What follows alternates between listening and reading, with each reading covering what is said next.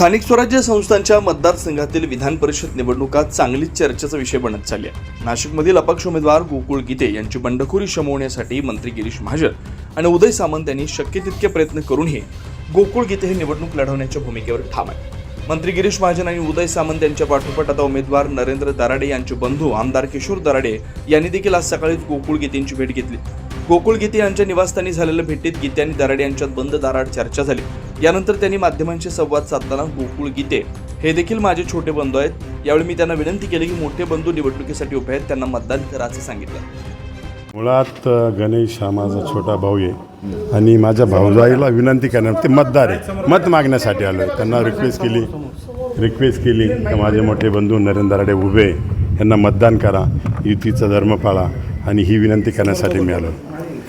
यामध्ये त्यांचे बंधू देखील निवडणुकीच्या रिंगणात आहेत। तुम्ही म्हणाले की ते त्यांचे भाऊ आहेत, पारिवारिक संबंध थेट निवडणुकीच्या रिंगणात आले, त्यामुळे वेगळी चर्चा या सगळ्या निमित्तानं सुरू झाली। नाही, मुळात गोकुळसुद्धा माझा छोटा बंधूच आहे, त्याच्याशी सुद्धा मी विनंती करणार आहे का महायुतीची उमेदवारी नरेंद्र दराडे यांना मिळालेली, तूही मदत कर आणि याचा निर्णय तू घे।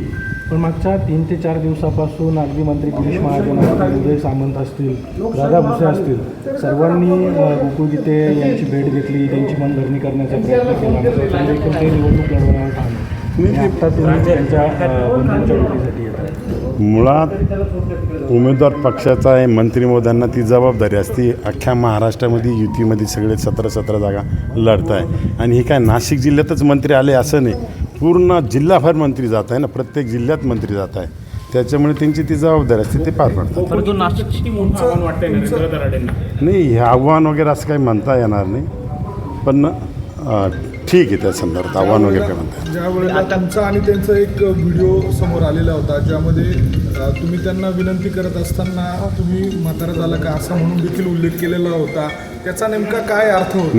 नाही, कसं आपण सर्व मराठी भाषा कशी वाकवली तशी आहे। आपण सहज पोराला म्हणतो, कोणाला म्हणतो, बाबा तुझं कुठं वय झालं का, होईल पुढं मिळणार आहे, अशा भाषेत आमचं टोनिंग नेहमी चालत असतं, हे काय आजच नाही, पण सहज कोणी अनावधानाने ते व्हायरल केलेलं, त्याचा गोकुळचा याच्यात काही संबंध नाही।